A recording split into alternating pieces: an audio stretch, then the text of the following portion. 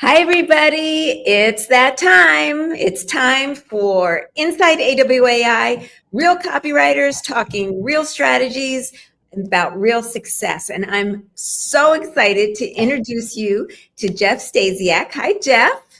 Hey, happy. You're primarily focusing on B2B, right? That's your jam right now? Yes, although I do get roped into some B2C when friends and associates I know in business. When you get an offer you can't refuse. Exactly. So tell us about how you got into B2B. Well, I really always had a career in businesses, selling to businesses. So I was in sales and sales executive in a number of different industries. So it was just natural for me to get into the B2B side of copywriting because that's where not only felt most comfortable, but it's where my strengths lay. So right. And correct me if I'm wrong, but wasn't it that you needed to make create these materials for yourself and your fellow salespeople within your company? Yeah, this is the part where I diss marketing departments. We love you, marketing departments. Yeah. Well, they do good stuff, but sometimes when they try to produce stuff for sales teams, it falls a little flat. So that's what I had in a number of different organizations I worked for. And I decided I need to take the bull by the horns and try and get tools for my sales staff, because a sales team is only as good as its last quarter or its last month. So we needed stuff now.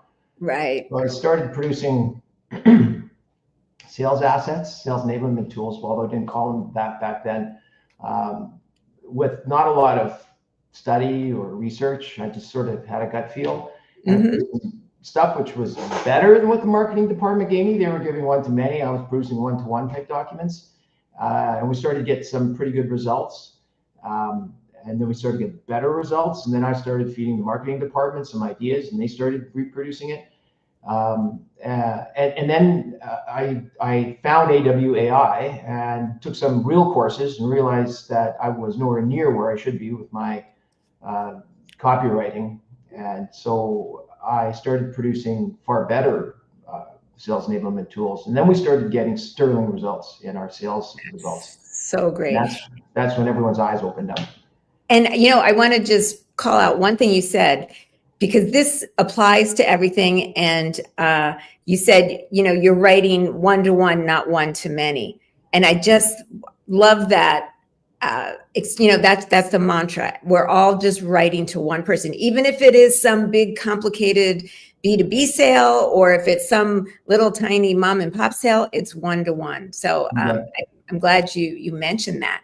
So what's a typical day like for you now? What type of projects are you working on? What's getting you lit up these days? Unfortunately, I've just been suffering from the shiny object syndrome. Okay, there's a club for that. You're not alone. So I'm really focusing on trying to focus. So okay, good. But what I'm working on currently is my latest big client. I'm working on a complete set or suite of sales enablement tools for their team. And it's really a huge project. It's everything from case studies to client interviews, to gather testimonials, to a sales playbook, sell sheets, although for them I'm calling them solution sheets, scripts. It involves training them and how to use all that stuff. And it's a multi-month project, and it looks like it's going to turn into a multi-company project as well, because the owner has multiple companies that are similar. So I love that. And did it start with this huge scope, or did it start with one thing and then grow a little as they got to know you when we're working with you? No, it's a good question. Yeah, normally my projects start with some small little piece, and then as an advisor, I say, well, have you considered this? And then they add that, and then they say, oh, what about this? That'll augment it, and then it grows. But in this case, the owner was very savvy. He's a guy out of St. Louis, and he came knowing he was looking for a sales enablement copywriter. He said, I want to have these tools. We discussed, we strategized. I helped him morph his thoughts a bit so that maybe some things were less important, some things are more important to get the results he wanted, which is the fun part because he acted as an advisor right at the beginning. And we put together this massive project and then staged it because that's the way I can produce it quickly. It just right. Oh, that's great. And again, another thing I want to point out here is you use the word advisor twice.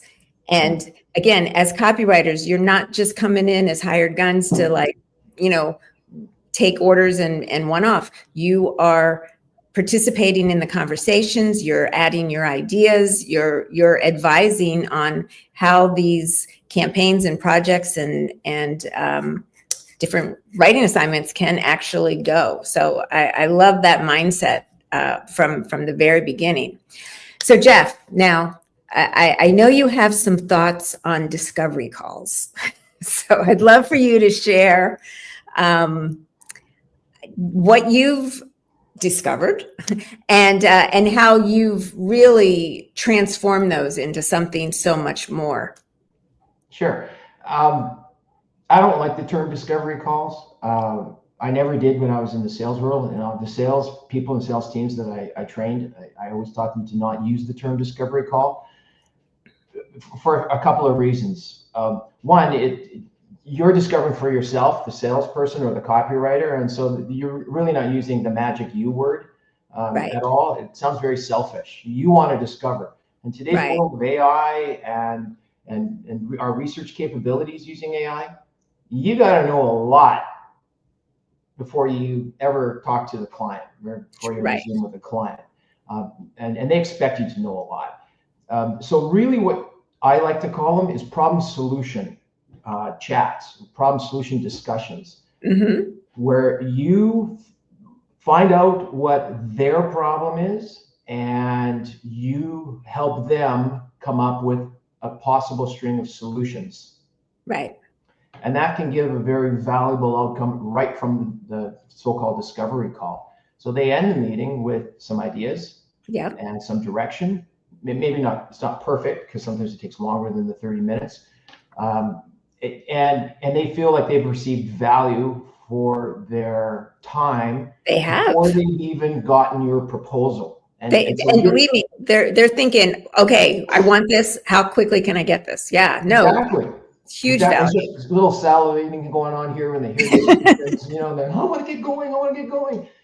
So yeah, no, they really, you set them up in the right mindset if you send the right kind of proposal to say, when can we start? It's really cool. Yeah, that's so cool. Well, you talked about that, this big project, multi-month, multi-client. But so that's a huge win, obviously. But what are some other recent wins that you'd like to share and that you're just really excited about? Sure. Some of the small clients that I've got that I sort of used to pad my time. One of them is a physiotherapy clinic owner, and he owns several physiotherapy clinics. And he approached me a few years ago because he didn't have enough staff, and it was very competitive post-COVID to get people to come in and work.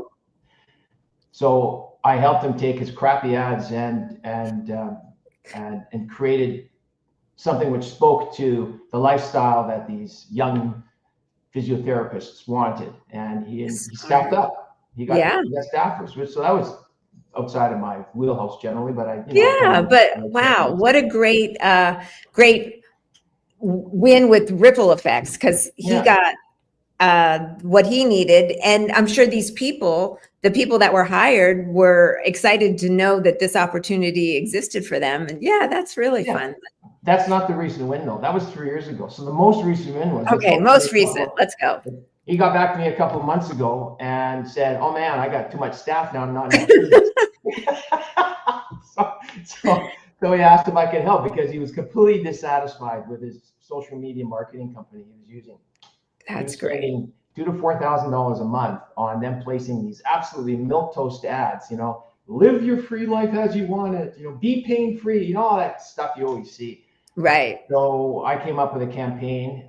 It was kind of unique for him. It was part digital, but also part personal, and that he gave ads to a very focused group of um, uh, fanatics called runners Yes. and running clubs.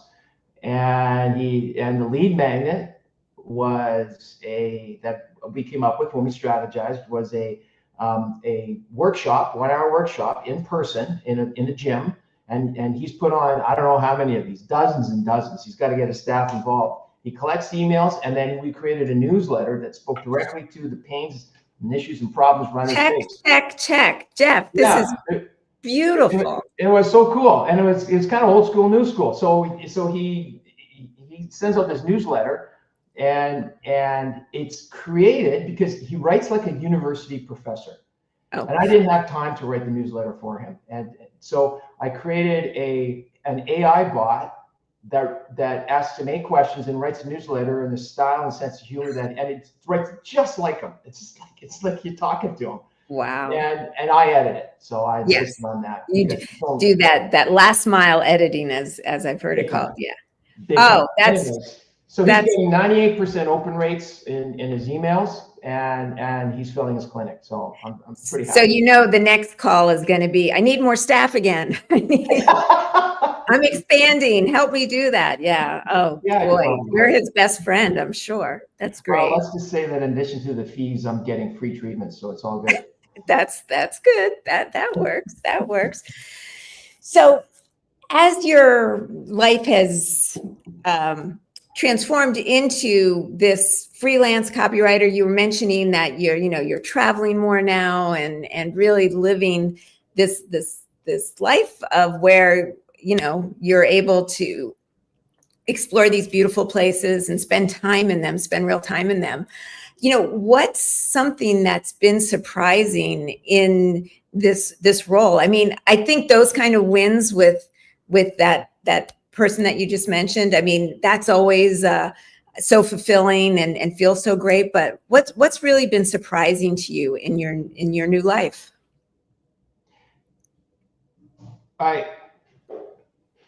That's a good question. I did not anticipate the rapid pace of evolution of the business world since COVID. Right. And I know that you and your team at AWI have been providing training and tools to enable us to take advantage of those changes. But I didn't anticipate that I'd have to keep on learning all the time. Yes. So it wasn't just taking I don't know how many certifications I've got, 12 or 15 or something like that. And I figured, hey, I now know it. I can just apply it and everything's cool. Nah, I have to update them. I got to learn the new stuff. I'm all over the AI. I'm constantly, I've taken G's course through you guys 3 times now. He offers it usually, I think, in January. Because it is ever changing, and you still need to tap into the writer in you. You still need to know how to, all the fundamentals still apply, but there are these new tools and these new opportunities that come from it. But hey, let me tell you, those fundamentals are absolutely critical. It's the difference between AI slop and applying the fundamentals to AI to actually get fantastic copy. Yes. Without the fundamentals, without understanding what a good, long form letter, sales letter it looks like, or a lead magnet, how it, or an ad or whatever, persuasive copy, AI is going to lead you astray, just 90% of the time, right? So it's the lifelong learning. It's the constant learning. It's the amount of extra learning. So I've carved out literally time out of every day to learn and to keep up. I love that. Well, copywriters, they're readers, they're writers, and they are learners. That, Bob Bly at boot camp, Bob Bly is there taking notes. The school's never out for the professional. I think that's one of his quotes. But I couldn't agree more. And that's what makes it fun. That's what makes it exciting and keeps you engaged. So that's great to hear. Let's see. What advice do you have for fellow writers? We got a couple extra hours. Well, we've covered the discovery call. I mean, that's a big one. That, you know, reframing those. But we touched on it a bit, so two things really, and I think these two things will help you differentiate yourself and get clients in the business world. So number one is you must become an expert in AI, and on top of AI as it evolves. So you need to invest in regular courses, and you can't just take the free lead magnet courses that are offered by all these email gurus online. right. I'm talking about, learning from the experts, right? Yeah, people that are doing it in the trenches every day. Absolutely. People that are better at it, way better than I am. So you take, 20 or 30% of what they teach you and then right away apply it. So AI is critical. It's here to stay. Just use it. Yeah. Secondly, and this is equally important, if not maybe more important, is learning how to become a strategic marketing advisor. So we talked about that earlier. Yes. You don't just be a copywriter. I think Russ Henneberry called it, don't be a mechanic, right. be an advisor. Yes. And a lot of people are shy to consider themselves as knowledgeable advisors. But when you understand the whole continuum of the buyer's journey and understand what it is that influences that journey, you really do know way more than way more the vast majority of business owners or sales leaders or 100%. 100%. So when they tell you they want something, they think, I want to hire you to da da da. You go, what's your problem? Okay, and do you think that's the best solution? Because you could do this or this or this. And when you start talking about alternate solutions that might work or should work better than what they've suggested and the reasons behind your suggestions, boom, you're an expert. Right.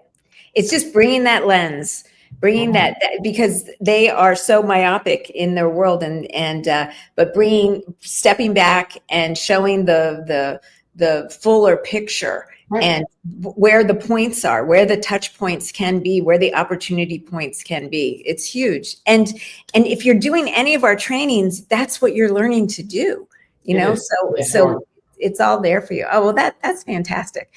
My last question is, we've touched on this, but what's something that, you're just really excited about right now, either inside your career or outside your career? Well, I'm kind of consumed with my career, so there's not a lot of outside Jeffrey going on, not as much as I'd like. Hopefully that'll change as I sort of get in my groove and be able to fire clients that I don't like and keep ones that I like and zero in. But anyways, a really cool project right now that I've been hired to do is write an AI bot for a CEO that's this is kind of funky, too busy to deal with all the emails that she has to write in response to a segment of their client base. Okay. And she wants me to write a bot that'll write like her so that her staff can drive that email process, to use the bot in order to create emails, to take a load off of her so she could become more of the strategic CEO. Wow. Yeah, I get it. I think that's a pretty cool thing. Yeah, I hope I can do it. Oh, I think you never can. Say no. Always say yeah. I can do that. Then look up how to do it. There's more advice. Just say yes and then figure it out. Big time. Yeah, absolutely. We have some people asking about which AI training from G you took. And by G, we mean Guillermo Rubio, who is one of our A-level copywriters for AWAI, as well as one of our top trainers, specializing specifically recently in AI and that whole world. But which one has been best for you? It's been the intensive one. The intensive, okay. Yeah, he walks you right through the whole process. He bares his chest or opens the curtains or shows you behind the scenes. You know, he answers every question so honestly and genuinely, and he shows you exactly what he does to get the amazing results that he gets. So it's pretty cool. Yeah, Jess is in the background. Can you pop up a link for the recordings? You know, we did do that live at first, but the recordings of it, which again, it's great because you can go at your own pace. You can go back and listen. You can refresh all the time. Those are available. And Jess, if we could put that in the comments, that would be great. Jeff, thank you so much for sharing your really unique insight. I love how you've brought your sales world into this copywriting world. And, you know, and that's another thing that can go to really anybody in any profession. It doesn't have to necessarily have been a sales job, but your instinct, your knowledge, your firsthand experience of what people in your niche or area of expertise, what the pain points are, what they go through. That's a huge advantage that writers can bring to their careers. And, you know, I just love how you're loving learning and sharing it and always paying it forward. So thank you so much for your time today. I wish you so much success. I can't wait for the next update on the Jeff story. You bet. Thanks for having me. Bye, everybody. Bye-bye.